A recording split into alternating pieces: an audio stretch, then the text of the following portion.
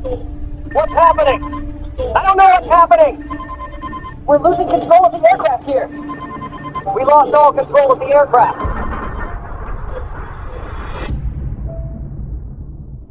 What you're witnessing is the beginning of one of aviation's greatest mysteries. A top-notch aircraft, an experienced crew, and a sudden, terrifying descent into the unknown. This is the story of Air France Flight 447.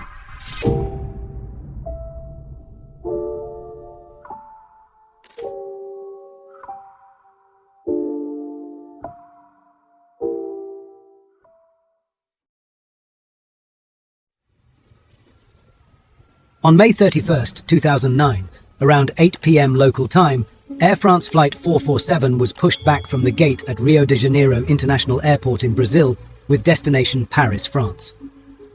The route from Rio de Janeiro to Paris crosses the Atlantic Ocean. Starting in Brazil, it travels over the northern Atlantic, approaching the mainland of Europe before landing in Paris. This flight typically takes about 12 hours. The aircraft involved was an Airbus A330-200, the newest in Air France's fleet. It underwent a major overhaul in April 2009 and had accumulated about 19,000 flying hours at the time of the incident. 2 General Electric CF6 engines powered the aircraft, with no documented issues. On board were 216 passengers of nearly 30 nationalities. The majority of passengers were French, Brazilian, or German citizens. The passengers included business and holiday travelers. This aircraft is designed for 2 pilots. However, the 13-hour duty time for the Rio to Paris route exceeds the 10 hours permitted before a break is required, according to Air France's procedures. This duty time includes flight duration and pre-flight preparation. To comply, Flight 447 was crewed by 3 pilots. The captain, 58-year-old Marc Dubois. He had almost 11,000 flying hours, of which more than 6,000 were as a captain, including 1,700 hours on the Airbus A330. The relief first officer, co-pilot in the left seat, 37-year-old David Robert. He had more than 6,000 flying hours, 4,500 hours were on this specific aircraft type. And the first officer, the co-pilot in the right seat, was 32-year-old Pierre-Cédric Bonin. He had almost 3,000 flight hours, with 807 of those hours on this aircraft type. At 8:30 local time, the Airbus took off. The takeoff proceeded normally, as expected for a fully loaded aircraft, following the standard protocols for their climb and setting the course for their transatlantic journey. Conforming to Air France's standard procedures around 20,000 feet, the relief first officer left the cockpit to begin his 3-hour rest period. The captain took over the left seat, while the first officer occupied the right seat. A few moments later, the flight reached its cruising altitude of flight level 350. The first couple of hours of the flight were largely routine and uneventful. At 1:35 a.m., the flight entered oceanic airspace over the Atlantic Ocean, northeast of the South American continent. During that time of year, the mid-Atlantic region was known for its typical weather patterns, characterized by a broad band of thunderstorms stretching across the Intertropical Convergence zone. This region is a band of low pressure around the Earth that generally lies near the equator.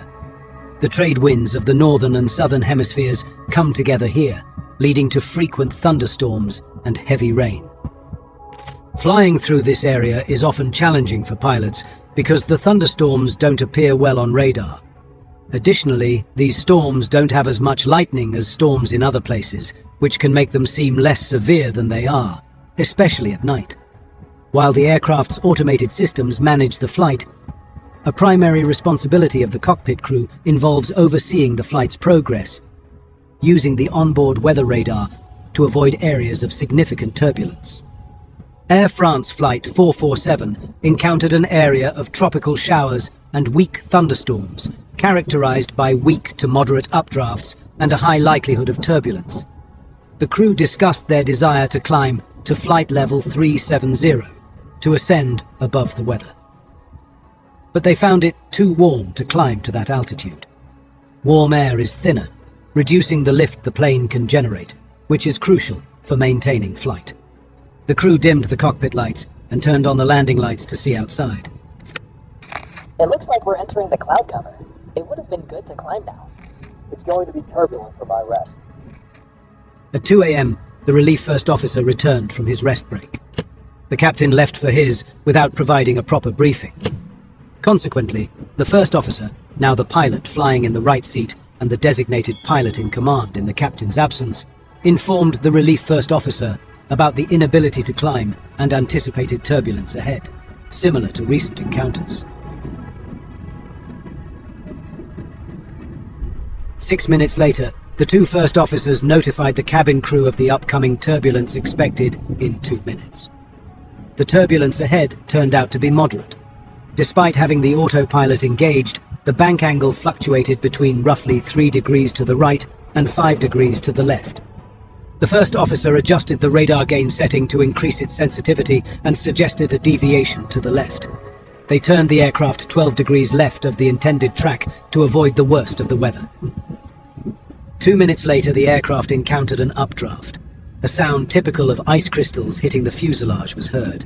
The pitot tube started picking up ice particles. Normally, this would not be a problem, but if the concentration of crystals is high enough, they can clog them, faster than the built-in heaters can melt them. The A330 has 3 pitot tubes, one each for the captain, the first officer, and the standby instruments.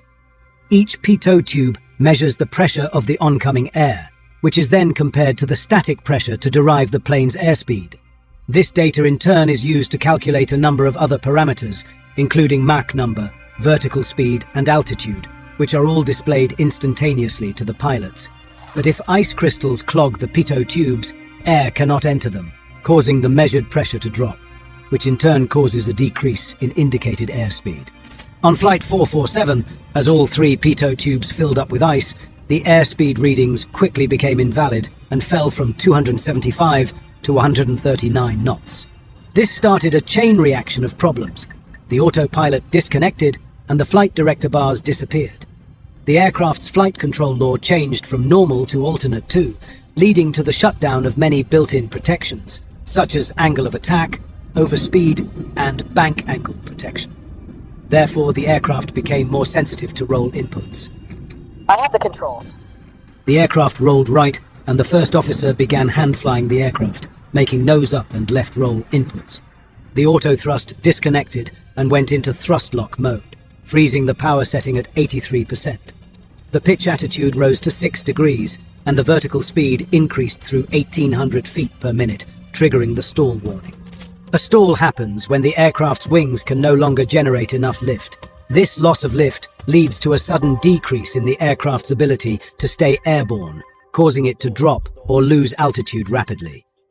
The first officer struggled to regain control over the bank angle and over-controlled the roll input with a series of left and right banks. The control inputs were exactly out of phase with the roll motion. After a challenging period, he gradually managed to stabilize the roll over the next 30 seconds, which silenced the stall warning. Just seconds later, the airspeed indicated on the standby instrument began to decay once more, dropping sharply from 270 to 73 knots. The aircraft's pitch increased by 11 degrees, and its vertical speed increased through 6,000 feet per minute. The first officer continued to make nose-up inputs, and the pitch attitude increased to 16 degrees. A series of small roll movements began. He countered each with lateral stick input. The stall warning was triggered again, and amidst the chaos, attempts were made to call the captain back by ringing a call chime in the crew rest area. The stall angle of attack was reached, causing the aircraft to shake as it entered an aerodynamically unstable condition. Thrust was increased to toga. The first officer continued to make nose-up inputs, resulting in the aircraft maintaining a shallow climb. Above all, try to touch the lateral controls as little as possible. The rolling continued, and the first officer inputs increased, using up to full left and right stick inputs to counteract them. The ice blocking the pitot tubes had melted, and all 3 airspeed indicators displayed the correct readings of around 180 knots. It became clear that they were flying too slowly for this flight level, as the normal airspeed for their flying altitude was about 260 knots. Seconds later, the aircraft reached its maximum altitude of almost 38,000 feet. It had gained 3,000 feet in just 1 minute and 7 seconds since the autopilot disconnected. The bank angle increased to the right. The first officer held full left stick with virtually no effect on the bank angle. I don't have control of the aircraft anymore. I don't have control of the aircraft at all. Controls to the left. The relief first officer made 2 full left control inputs. The first officer kept his control stick fully to the left and pulled it all the way back for nearly 40 seconds. The descent rate increased to 10,000 feet per minute. The pitch attitude fluctuated between about 10 degrees and 16 degrees nose up.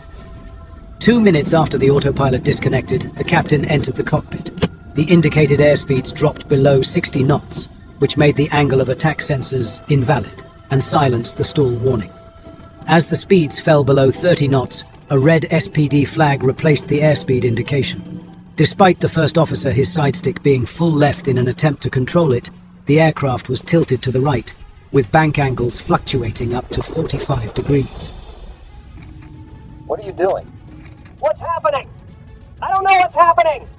We're losing control of the aircraft here! We lost all control of the aircraft! The pitch attitude porpoised from 8 degrees to 15 degrees nose up. The thrust levers were moved to idle, and the nose pitched down.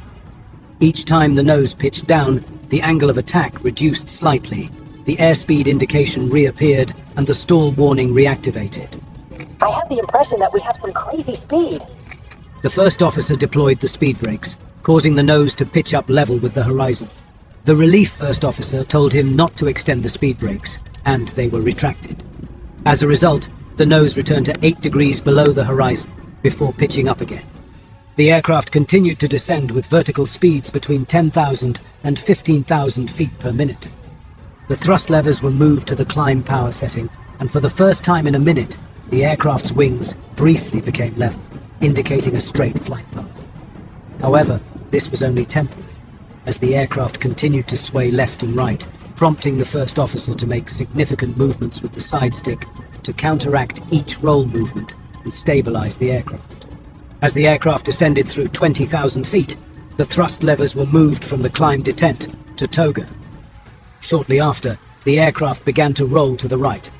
Full left side stick input was applied once again and held steady for 20 seconds. We're there! We're passing level 100! They had already descended 28,000 feet at that time. Wait, I have the controls! The relief first officer made a left input for about 7 seconds, but the first officer never released his side stick. You will input. What is? You How will come we're input. continuing to go down You will now? input.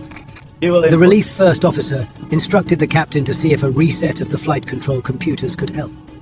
The captain remarked that it would not do anything, but he reset primary and secondary flight control computers anyway. 9,000 feet! Climb, climb, climb, climb! I've been at max nose up for a while. No, don't climb. So go down.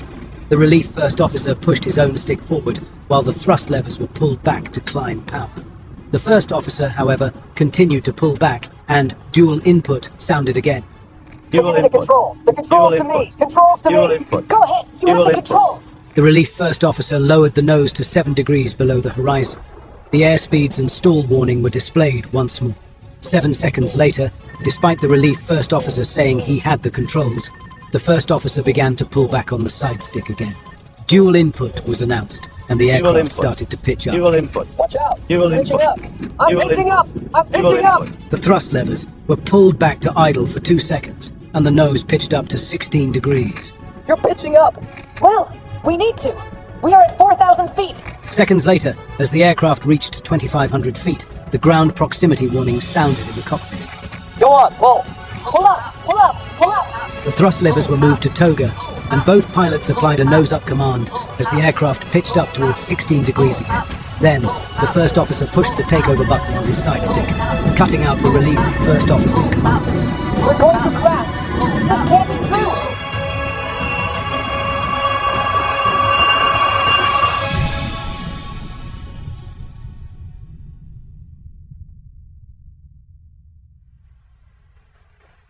The aircraft dropped from 38,000 feet to sea level in just 3 minutes and 30 seconds.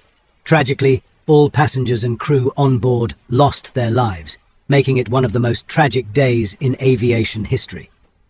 Let us take a moment to reflect on the profound impact of this event and remember those who were lost before we continue with the investigation part.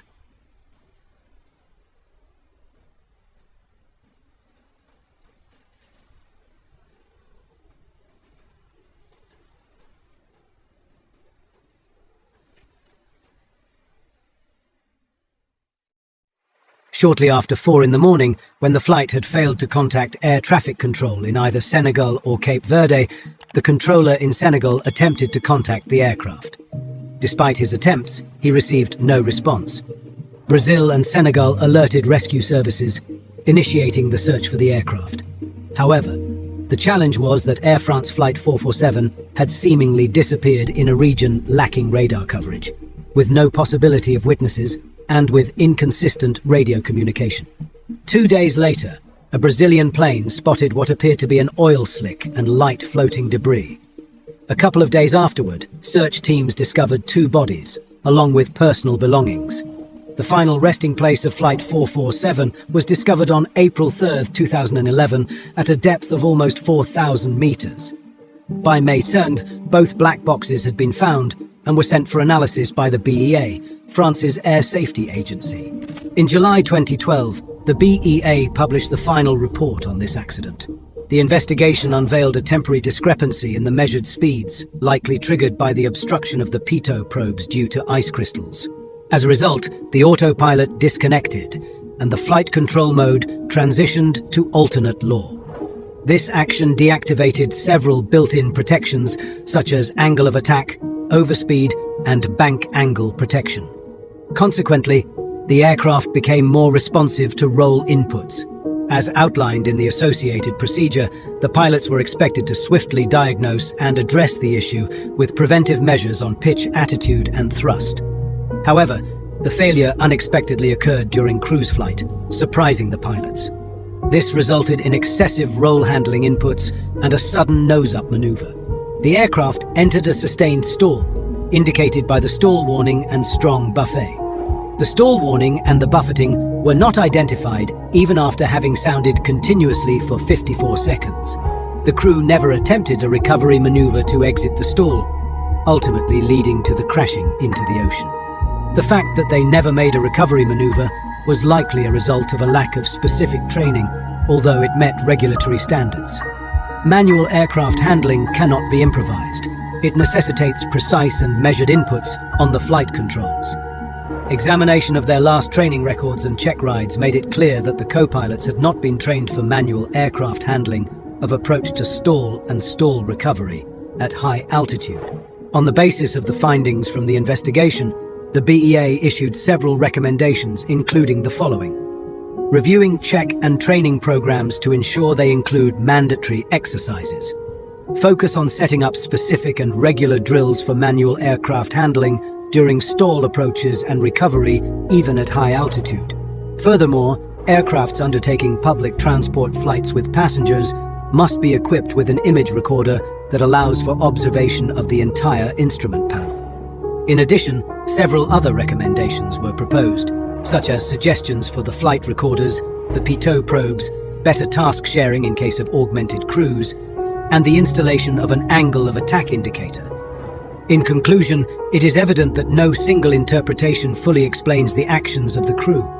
In the meantime, it would be beneficial, even for non-pilots, to reflect on the events of Air France Flight 447. Let's prioritize learning from others to ensure safer skies for everyone. If you found this video interesting, please consider leaving a like, dropping a comment, and subscribing to the channel for more content like this.